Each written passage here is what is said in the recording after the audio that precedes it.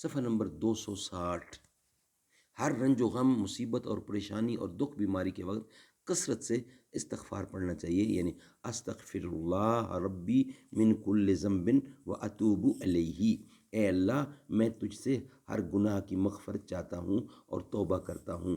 فائدہ: حدیث شریف میں آیا ہے، جو شخص کثرت سے اور پابندی کے ساتھ استغفار کرتا رہے گا، اللہ تبارک و تعالیٰ اس کو ہر تنگی مصیبت سے رہائی اور ہر غم سے کشادگی نصیب فرمائیں گے، اور جہاں سے اس کا گمان بھی نہ ہوگا وہاں سے اس کو روزی عطا فرمائیں گے۔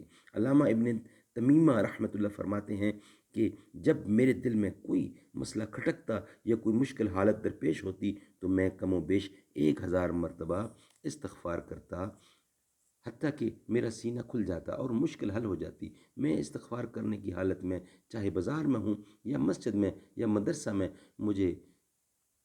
مگر مجھے ذکر و استغفار سے کوئی چیز مانے نہیں ہوتی، حتیٰ کہ میں اپنا مقصود پا لیتا۔ اس لیے ہر مسلمان مرد و عورت کو توبہ و استغفار اہتمام سے کرنا چاہیے۔ روزانہ کوشش کر کے صبح اور شام 100 مرتبہ اس استغفار کی ایک ایک تسبیح پڑھنی چاہیے، اور ممکن ہو تو استغفار کی 70 دعائیں جو اسی کتاب میں مذکور ہیں، اس میں سے ایک ایک منزل پڑھتے رہے۔ انشاءاللہ تعالی اس سے بہت ہی فائدہ ہوگا، اور مصیبتوں کو دور کرنے کے لیے ان استغفار رات کا پڑھنا بہت ہی مفید ہوگا۔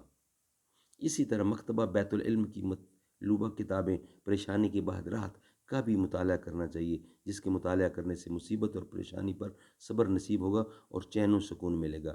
وضاحت: یہ کل 11 دعائیں ذکر کی گئی ہیں، اگر ان دعاؤں کا اہتمام کیا جائے تو اللہ تبارک و تعالی ہر غم اور پریشانی سے نجات دے گا۔